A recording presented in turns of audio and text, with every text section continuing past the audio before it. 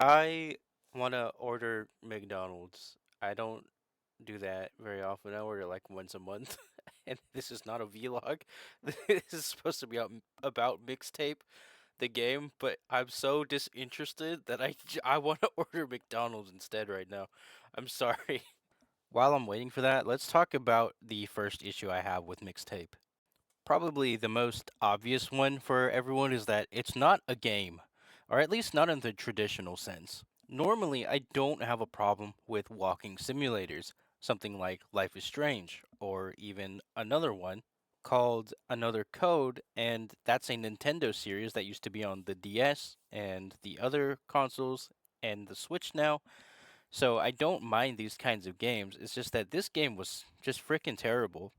So yeah, having played both Life is Strange and the game Another Code, I actually am into these types of games, which some of my friend group isn't. They like action shooting games mostly.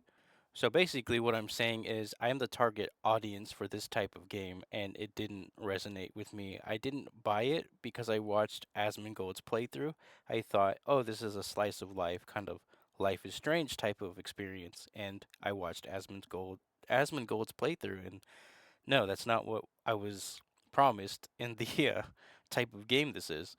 When he booted it up, and then she started deadpanning into the camera about what music she was listening to and what artist it was, I was like, no, this is just because she's like a music manager or wants to be some kind of music manager, which is a DJ, by the way, not a music manager.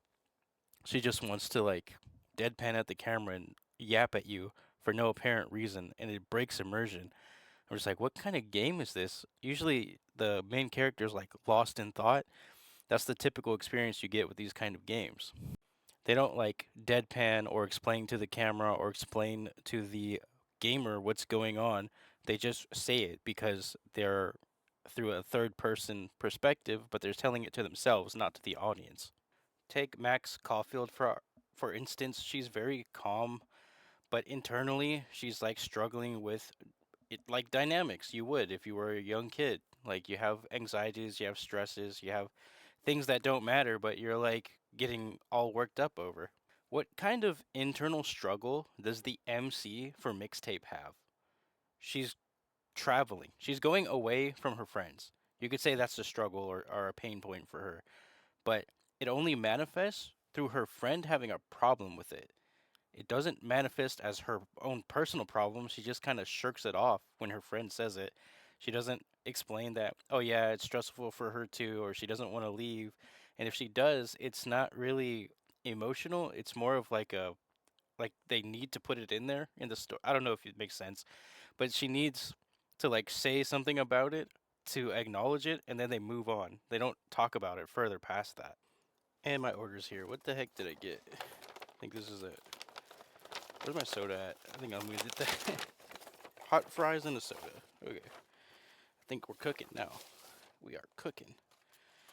About ready to about ready to keep going with the video. I mostly covered just story elements now, but I think we can move on to the gameplay because I think you get the point of why I dislike the story already. And just in case if you didn't get the point, it's that we are not connected to the main character in any sort of meaningful way.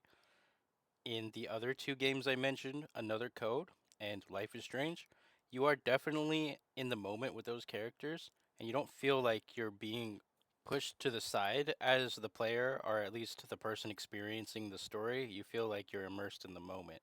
In Mixtape, you do not feel that way. In fact, it's quite the opposite quite often, and it's really annoying. So here's a question for you for the next part. Do you like sitting down on your couch on Saturday, pressing buttons, looking at the screen, just doing combos and having all a bunch of fun with the controller? Maybe even the keyboard? Well, guess what? In Mixtape, you can throw all that away. It plays itself. And they're calling it the gamiest game of all time. Another Ashton yoink, by the way. From what I saw of Asmongold's playthrough, you'll find yourself in sprawling fields, going down the hill on a skateboard, doing some kind of downhill mechanic where you just kind of have to dodge and weave if you're even touching the controller, which you don't have to. Basically, what I'm saying is it's the ultimate journalist game to give it a 10 out of 10 because they didn't have to actually play and do anything mechanically. I should specify that I meant game critics and not all reviewers because I like being accurate, but I think you understood what I meant. While you can interact with the game, you don't have to, and I think that's a mess. That's a mistake. Showing the keys briefly of what to do is fine, and you can control the character if you want to, but it's not like you play Uncharted and you don't have to press buttons because if you don't move out of the way, you're gonna die. That's just how that kind of game works. And I'm not talking about something like QuickTime events where you have to press a button at a certain time. No, I mean you have to engage with the game to play it, which you don't have to in Mixtape, which puts me off immensely. Even in another code, it's set up more like a murder mystery where you have to figure out puzzles to get through sections. It's more like Resident Evil style type of thing where you have to move on to the next chapter, and it's more of like an emotional punch when you get to the next chapter rather than like a zombie or some kind of, evil thing coming after you. But it's still set up in a way where it's more exciting than just monologuing into the camera. And the reason I bring that up is because after you finish something, like you place all the photos on the wall in Mixtape, which Life is Strange has a similar photo mechanic, you put all of them on the wall, and then she starts monologuing into like the I don't know who she's monologuing to besides herself, but she just starts talking, and you're like, okay, great. And then a memory starts happening, and it's a flashback to some irrelevant thing that happened. It's supposed to add some type of layer or depth to the other secondary characters that are not the MC, but it ends up just falling short of what it's trying to do. You don't gain any emotion for her friends, which are secondary to her in the plot. It's even to the point where the co main character, the other female in the game, basically, who's an Asian girl, she is just basically a brat to her dad, which you could argue in Life is Strange, Chloe has a similar dynamic with her father, David. But my point is I don't even remember the MC's name or her friend's name. I don't remember the dude's name. Complimentary voice crack, you're welcome. And that's the thing. I remember the scenes from Life is Strange. I remember how upset Chloe was. I remember how, weird her dad was being about her. And, like, even if he was justified in it, it still was like a moment where you felt like, man, this guy's an asshole. And you felt like Chloe also was an asshole. But you were, like, just there in the moment. And you remember it. Like, you can retain it. Even the imagery, the soft light through the window, the way they're positioned in the room, you can remember Max and her stress levels because you had to hide her in the closet or under the bed or something. And that's just how the game was, and it was very, I don't know, it was just very unique for that time. And now that people are trying to replicate it, it's just nothing. It's just nothing compared to like the first game of Life is Strange. And even Life is Strange itself hasn't been able to capture that magic again in another game. Even the second game, it was good, but it wasn't like the first game. But hey, shout out to anyone who played Life is Strange 2. You can be in my wolf pack. If you played Life is Strange 2, you know how not cringe that sounded. But if you didn't, I'm just a cringe lord, I guess. So I was on the gameplay, then we shifted back to story because that's how these games work. They're unfortunately more story oriented rather than gameplay all the time, but that's just how the cookie crumbles. But the reason I was comparing the type of puzzles and stuff was because there's like little secrets and Easter eggs you can find in games like the Life is Strange series. There's like a lot of stuff you can pick up and interact with and observe and read the descriptions and do extra things in the game and get achievements for that. So I didn't see anything like that in Mixtape. Granted, I watched Asmongold play it, so I don't know how much more of the game there is besides just the story and the buttons you don't have to press. I'm more of an exploratory gamer, so I appreciate games with exploration. If it has any in it, I didn't see that in Asmongold's playthrough. If anyone 100%ed it, let me know, and I'll definitely do a re-upload of this kind of video and do another segment where I cover all the bases like secrets and stuff because I appreciate that kind of thing. If you have any footage of that, I would love to watch it. So, final thoughts, spoilers for the ending. I didn't like it. It was just this, let's go our separate ways. I'm gonna go off my way, you go off your way. She ends up tearing up, and then the credits roll. That was just stupid, in my opinion. I'm like, okay, we took the whole game for you to leave when you could have just left, and then the game started, where you're being this music manager person, and you're doing the game, in another city with more. I guess they're setting it up for mixtape too, but I didn't see why you would want to do that because you could have done it all in that one game. It could have expanded the hours. You could have padded out the playtime.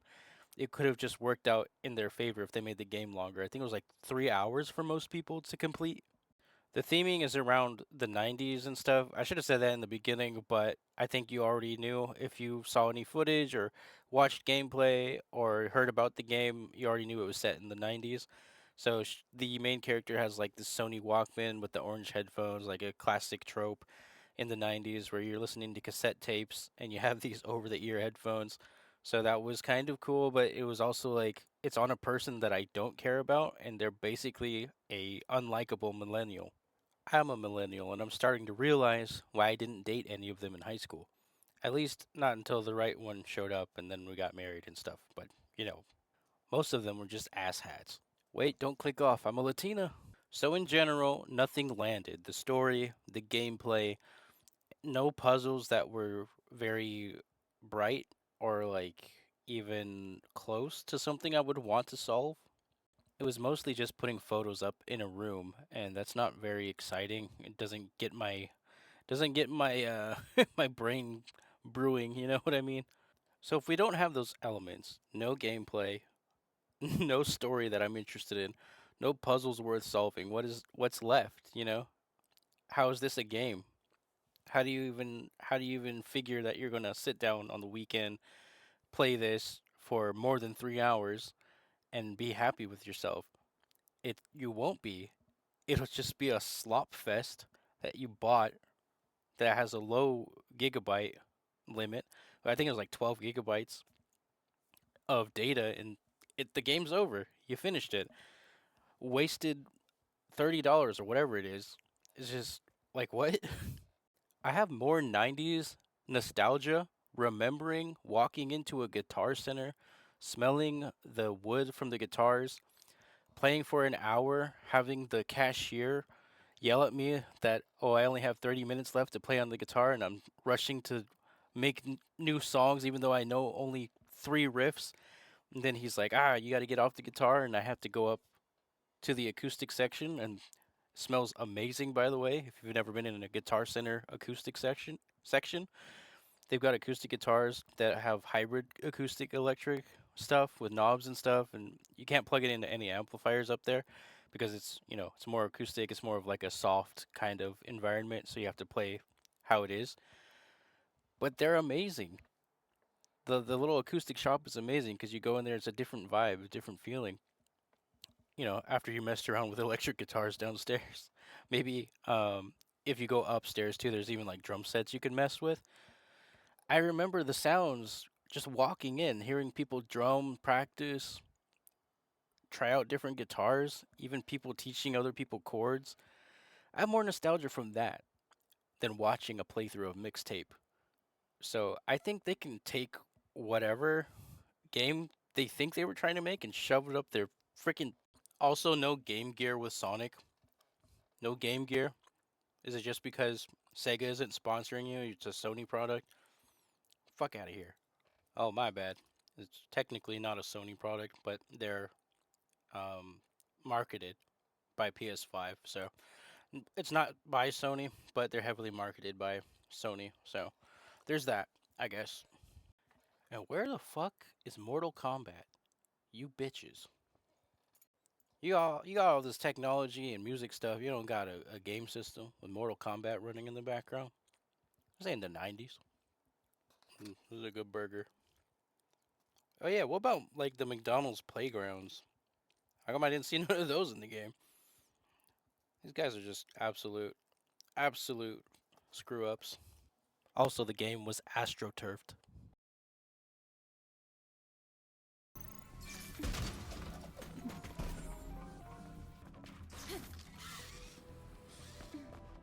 This place looks safe.